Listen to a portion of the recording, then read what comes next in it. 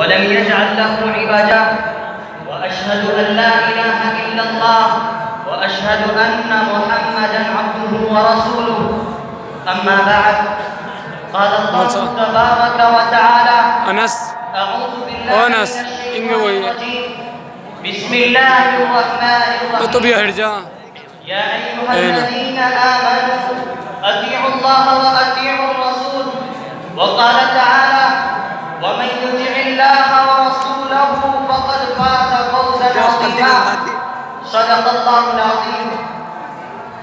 رئيس الحفلة المبجل والحاضرون الكرام وأساتذتي وزملائي وأحبائي، أريد في هذه الحفلة الكريمة أن ألقي عليكم كلمات حول طاعة الرسول صلى الله عليه وسلم في ضوء هاتين الآيتين الكريمتين. لا أتكلم معكم في هذه الحفلة النورانية المباركة إلا كلام الله ورسوله صلى الله عليه وسلم، لأن الحديث عن الحبيب حبيب. فصلى الله على محمد وعلى آله وصحبه أجمعين. أيها الحاضرون، إذا تفكرتم في هذه الآيات الكريمة وأمعنتم النظر في معانيها ومفاهيمها، تبين لكم أن طاعة الرسول لازمة واجبة ثابتة مع طاعة الله تبارك وتعالى. ويقول الله تعالى في كتابه العزيز: ومن يطع الرسول فقد أطاع الله. ومن ثم يعلم ويفهم أنه من يريد طاعة الله تبارك وتعالى فعليه أن يطيع الرسول أولا، لأن طاعته مبنية على طاعة رسوله صلى الله عليه وسلم، ولأن شخصية الرسول صلى الله عليه وسلم هي وسيلة وطريقة واحدة لنيل معرفة الله تبارك وتعالى والحصول على رضاه.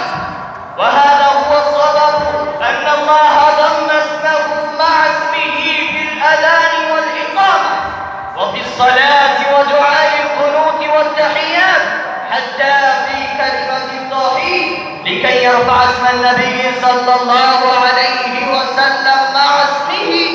ما أجود ما قال سيدنا حسان بن ثابت الأنصاري رضي الله تعالى عنه: وضم الإله اسم النبي إلى اسمه إذا قال في الخمس المؤذن أشهد، وشق له من اسمه ليعزه، فذو العرش محمود وهذا محمد.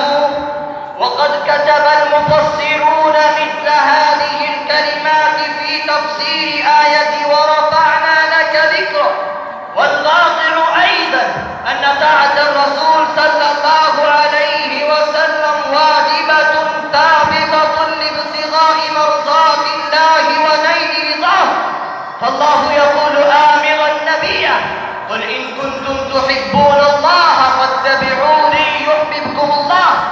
فمعلوم أنه لا يمكن الحصول على رضا الله تبارك وتعالى ومحبته بدون طاعته، كما يقول سيدنا محمد العربي صلى الله عليه وسلم: لا يؤمن أحدكم حتى أكون أحب إليه من والده وولده والناس أجمعين. وقال: لا يؤمن أحدكم حتى يكون هواه تبعا لما جئت به. أيها الحاضرون، قد وردت كثيرة من الآيات القرآنية والأحاديث النبوية في طاعة رسول الله صلى الله عليه وسلم، فهل